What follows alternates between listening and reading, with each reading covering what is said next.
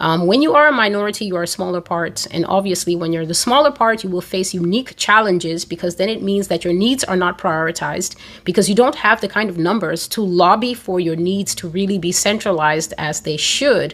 What you will get at best is what we have here in America, which is just token overtures. A token overture is when somebody basically tells you, here, you can have that. And it's usually just to keep you quiet. Is usually just to keep you quiet. So the first dream that I will be talking about is the fact that, and this dates back to slavery time. This is what actually stopped me from looking too deeply into slavery. If you look too deeply into slavery, you will just find some things that will ruin your brain, ruin your life, ruin your ability to really be at peace. The first dream that I had in 2017 was about eating Black people. So in this dream, it was just a room. I spoke of this before, but here we go. It was a room that was a dryer. If you are in the South, you like smoking barbecue, you like smoking your own bacon, you like smoking whatever you like to smoke, your sausages, jerky, and things like that, then you know what a dryer is. So it was a dryer, but it's not like the kind that people just make out of an old drum and things like that. It was a whole room that was like a sauna, but way, way worse, because the heat in that room was unbelievable. And God put me in that room, and the heat was not affecting me because I was not physically there. I was simply put into the room to observe what was happening. And this is a room that was in a facility. So the facility had this room that was a drying room. And I said that in that room, I saw about 40 Black adults, male and female. They were completely naked, and they were at the end of their lives by reason of being dried alive. They were being dried for the chemical compound that is inside their bodies that is known as melanin. Melanin is the thing that makes objects black or brown. Melanin is what springs from the hair follicles to give you brunette, black, or dark brown hair. Melanin is the thing that is inside the eyes of people who are very black-eyed, very brown-eyed, but there's even traces of melanin in people who have other eye colors. It's just less. Everybody has melanin, whether you are Polynesian, whether you are Japanese, whether you are white, whether you are Black. Everybody has melanin, but melanin exists in its highest concentrations in Black people. Whether they're Israel or not Israel, Black people have the highest concentrations of melanin. That is what gives them their distinctive features. That is what gives them the kind of hair that they have and things like that. So when you are a person that has high concentrations of melanin, I'm not the melanin expert, but the little that I know, because God will always encourage me to get the better understanding of the things that he showed me, and that dream repulsed me so much that I didn't even want to know anything about it for a long time. But he would always say, and God always tells me this, gaze at the truth, because when you gaze at the truth, truth becomes reflected in you. Many of you who come here, you admit that the things you hear are hard, but you still come back. You're not coming back because of me and the way I express things particularly. You're coming back because the truth is addictive. In a society, in a world, in a nation, and in a global time where lies are the current currency, people come here to be disabused of falsehood. You come here because God has set a wire brush that, if you can tolerate it, will scrub off decades of lies off the walls of your house and take it back to cement so that he can give you a brand new paint job called the truth. So melanin in its highest concentration keeps people very young. Melanin can be found in food such as the darkest kinds of seaweed. So I'm not just talking about kelp. I'm talking about the seaweed that is dark green. And it's highly consumed in Asia. And then you look at them and they don't age. It's not because it's coming from their skin. They're getting it from a lot of the things that they eat. But in us who are black, brown, and the different shades, it is inside just naturally as a deposit. Melanin keeps you young looking. It keeps you young looking. It keeps you young feeling. It helps greatly in the healing of wounds and in recovery stages from sickness and diseases. In other words, it is a very precious regenerative compound that, if you go and look online, is more valuable per gram or per whatever they sell it than gold. Melanin carries a higher purchase price, let's say per gram, than a gram of gold. That's how precious it is. Scientists cannot deny what it does. And the other thing is to let you know that it's not the Khazars, okay, who are the original Jews, is that melanin kicks up its production from sun. It kicks up its production from being exposed to the sun. The more sun you get, the more exposure that you get, this thing kicks up its production, increasing in your body, increasing in your blood flow. So now you understand what it is. At the time I had the dream, I had no clue why those 40 men and women were stark naked, fighting for the last of their lives in a dryer. It was worse than a sauna. In a sauna, you have the thing with the cup, and then you can pour water on the rocks, and then what the water and the rocks do is they release steam, and then it kind of abates a little bit the heat in there. Dry heat is deadly. Dry heat is something. And so when God explained this dream to me later, the black people that I saw, the men and women, there were no children in that room. Okay, so there were no children in that room. They were dying. There was a huge slab there, and some of them were just strewn across the slab. Some of them had already died.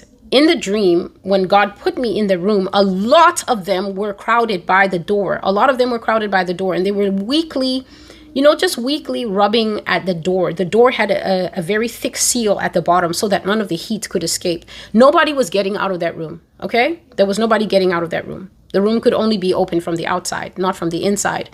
And the heat had killed them.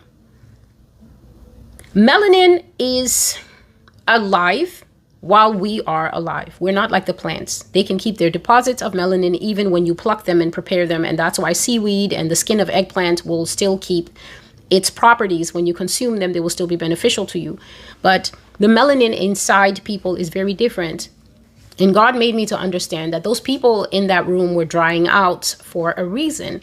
Reason is this: if you shoot a black man, you just shoot him abruptly and then he dies. And you perhaps want to eat him. The melanin in him will not benefit you. At the moment of such a violent death, the melanin kind of spoils, so to speak. I cannot explain it because I don't have any kind of medical degree or anything, but I will just give it to you the way my brain understood it. If you shoot a person, if a person dies a violent death, if a person just dies suddenly like that, and there are explosions of all the chemicals, all the fear, all the everything that gets released, when you die suddenly or you die agonizingly, the melanin is ruined. It is no good. It cannot be consumed. Melanin is consumed by certain populations in this nation of America who are unmelanated, and it is not only consumed here, but it is a delicacy around the world to people who can afford it, because it is a life-giving chemical. It's a renewal thing. If you want to just look 31 forever and you're 87, then that's the thing to take in tablet form, apparently. I don't know if they have it in liquid form. Or even worse, as they used to do in slavery, you can just eat the person like jerky. So that is what these black people were doing in there. In America, if you're wondering where your children are going, if you're wondering why there are Amber Alerts and things like that, and you are finding such a high proportion of black and Latino people going missing, which you can find confirmed in the prophecy that is called 19 Minutes to Human Trafficking. In that prophecy, God said to me that even though human trafficking and kidnapping and killing of people takes place across all the races, by far the races that you will find going missing in higher proportions, which is very odd considering that they're the smaller proportions of the population, are black people and Latino people, and also Native people. But their stats are barely ever reported because in America, they're just treated as shadow people, like they don't exist. So Those people in that room, those 40 men and women, no kids, were people who had been caught, basically snatched off the street because they were walking with Beats by Dre on their head, or they went to parties and got drunk and got into what they thought was their Uber, and it was actually one of these trafficking van things pretending to be their Uber. And so they were being dried. God was telling me that they were being dried because when a person is killed slowly, then just the way you dry meat and all the juices bubble inside the meat, flavoring it and keeping it well made, is the same way when you dry people, melanin is preserved in a pristine form. And then when you carve up, we are meat. That's all we are. What makes us special is the life in us, elocution, the ability to speak, the ability to create, which is reflective of God himself, who is creator, and the spirit of God dwelling in us. But when you take that life away, we are just meat. So they were drying the people like meat so they could get the melanin in top form. And that particular form of melanin was not going to be extracted like liquid or extracted like pills. The people were going to be made into jerky to keep those who need melanin youthful. So whether you're an economics major or not, you understand supply and demand, don't you? If there's a demand for something, that demand must be supplied from somewhere. So as long as you know these things, then I guess late night 4 a.m. partying will become something that you need to revisit with wisdom. Maybe going out with the girlies and falling down drunk isn't quite the flex as you think it is, considering the climate that surrounds us in these end times. So that is the first thing that God showed me just out of the blue one day in 2017. That people eat people here. They eat babies here. I will never stop saying it. You should repeat it to yourself sometimes when I say it. They eat babies. You should actually let it enter into your heart that the people who wear onesies can be boiled or can be slaughtered and consumed raw in a civilized nation that gave the world Siri. The second dream from 2017, this is going to be a long video. The second dream from 2017 is about the fact that slave hunting still goes on in this day. To kick this off, you can check the news and you will find that a white couple was recently caught and indicted for keeping 3 black children that they adopted out of the system for quite a number of years as slaves. I'm not saying slaves metaphorically. I'm saying actually making the children work in the fields for them. Little children, none of them were 18 or 19 years old. They were kids. And what's more, they had been held as slaves for years. So they had grown up in that. And this couple had them and made them do all the labor and then made them live in a shed outside on the property. So I'm not even going to say anything about the neighbors who can't not have seen those children, can't not have seen those little ones. It's absolutely impossible. Those children were working for those people for some X number of years. They were being kept in a shed that had no lights. It had no plumbing. It had no nothing. And the police officers are on record by saying that when they found the children, the state of their hygiene was beyond deplorable. It was beyond shocking. You will also know that historically here in the United States, even though the Emancipation Proclamation was made in some areas of the United States more than a decade past, where people did not inform their slaves that they were actually free. I think there is one place where the people didn't know until about the 70s or some really modern time. The slaves on the plantation didn't actually know that America had been free for some decades. They were not told. They were still being enslaved. And so with that as a preamble, that certain things are still happening here, even though everyone likes to act like it's all equal and moderate. It is not. God showed me in that same year, 2017, that black people are still hunted here in many parts of the United States for sport. And what you will do is that you will catch a person and then you will take them to a remote area of a farm or something like that. And then you will sort of let them loose like Brer Rabbit And then you will tell them, run, run, run as fast as you can. I will catch you because I'm the gingerbread man. And so the dream that I had was I found myself suddenly standing in the back of a barn. It's a very big barn, affluent barn, not your medium-sized barn. This is a big, cavernous barn.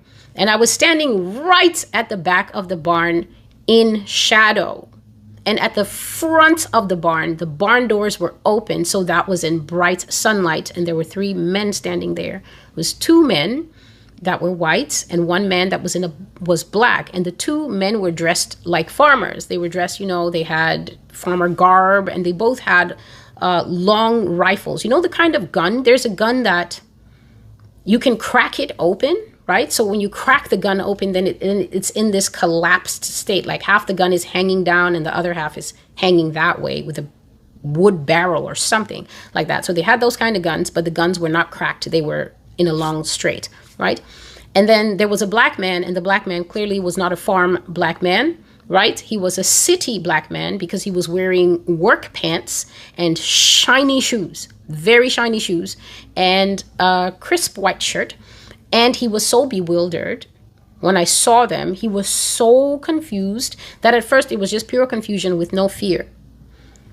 So the 2 men were trying to explain to this black man that they want the black man to run off into the nearby forest, which is just next to the farm, and they will give him a head start, and then they're going to chase him. And the man was simply not comprehending it. He was just not comprehending.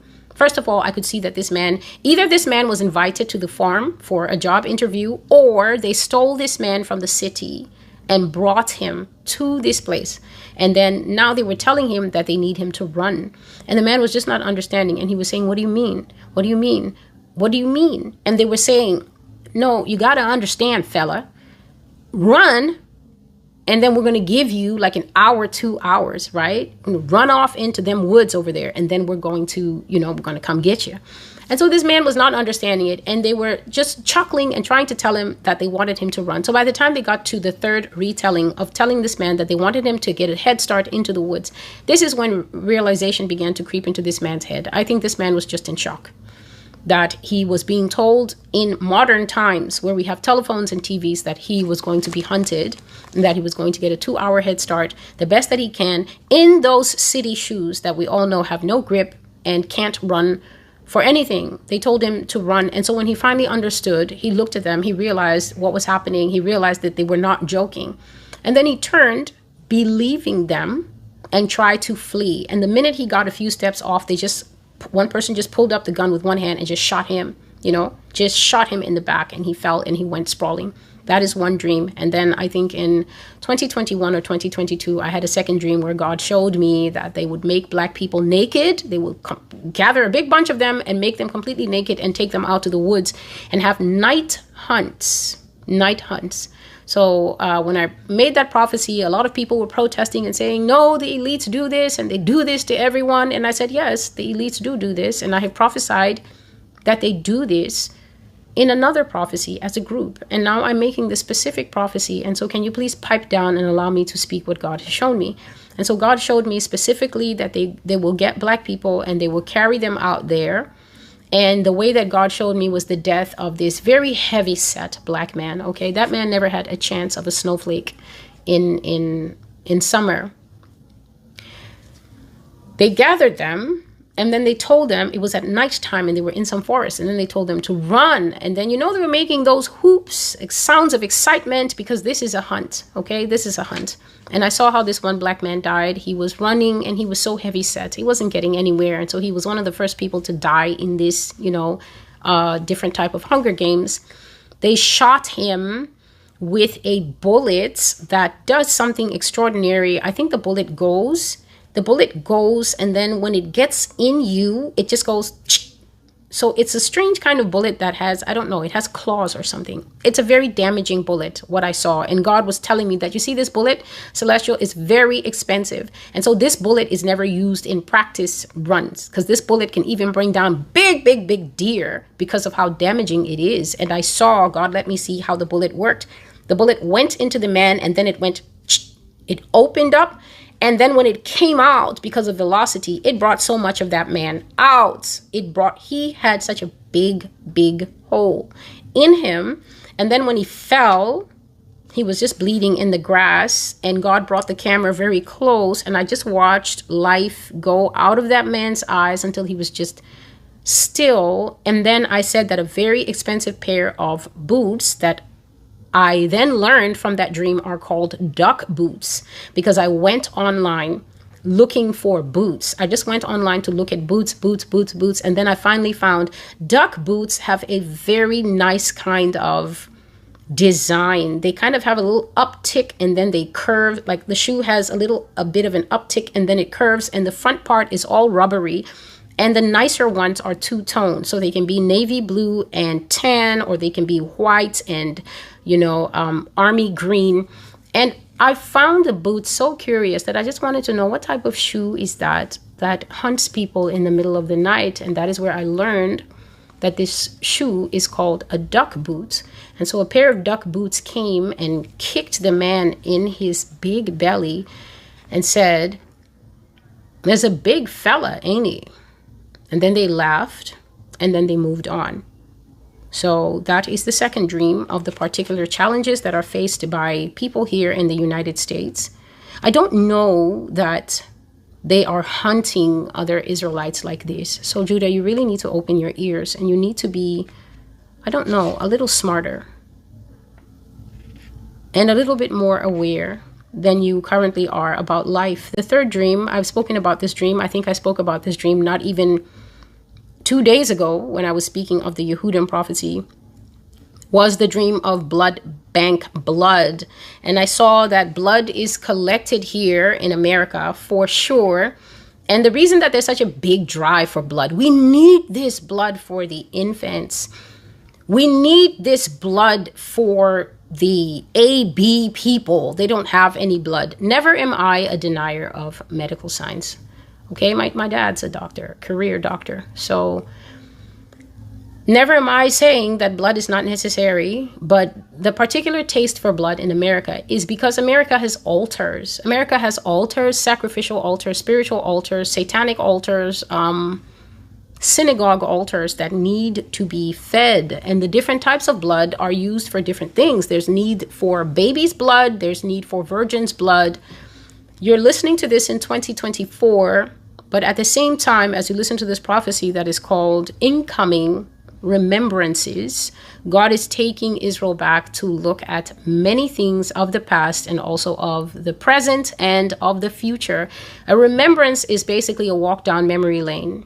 I told you that you can't really occupy your place in the world. You can't really hold your place in the world steady, no matter who you are, unless you know who you come from and what the past was. Even if your past was one of abuse, victory comes from conquering that abuse so that you can stand tall in the truth that, yes, that did happen, but it doesn't have to be my complete story. I can still reshape the time in front, the time that I have left, for I am not just an abuse victim. I am so much more than that bitter moment in time. And so this blood here that America pushes for in its various designations is because America has a lot of things to use blood for that have nothing to do with saving lives and the SOS Children's Village. And we just need to be aware of that as a society. Truth is needed in this society. I don't know what the pastors are doing, but then I am not a pastor. I am the Lord's servant here, bringing forth the truths that have been buried under the rug, because before America is judged for her sin, all of America's crimes must be laid in front of her. If America has a lawyer, that person needs to stand up, open a channel, and start arguing for her right away, because I am here on the Lord's request to read out the charges. This is an inquest, reading out the charges, and then God will give the judgments after that. And so this blood that comes from the blood bank, I had a dream. And in that dream, I saw a very strange setup, and I was viewing it from, I would say, a fair enough distance. Okay. I was viewing it from a fair enough distance, and it basically looked like a very long kiosk on a beach that was covered. So you know how kiosks are. It will have a roof, and it will have sometimes, usually a cement slab. And then sometimes they put a little bit of branding around it. When you go to a fair, then you can look and say, oh, okay, I can see your stand. I see what it is. This thing was more like it's kind of like a bus stop, but without seats. Just a long building. So just imagine a long building that doesn't have sides. It just has pillars, every couple of things to keep the roof off. It's got a roof and it's got a cement base. And it's on the beach, not too close to the water. So if you look through it, you can look right through it and see the sea. You can see the sea, you can see people splashing and stuff like that. And I was at a very private resort. I did not see any people of color at that resort. I only saw older white people at that resort. What was happening is, in this long kiosk, the first station was where you got your cup. You pick up a cup, and you also picked up a bag of blood. This is the blood that people are giving at the hospital. So the blood was still in the blood bags, okay? So at the first kiosk, grab a bag of blood, and you also would grab a cup. A cup. I don't know if it's a NutriBullet cup or it's just a normal cup.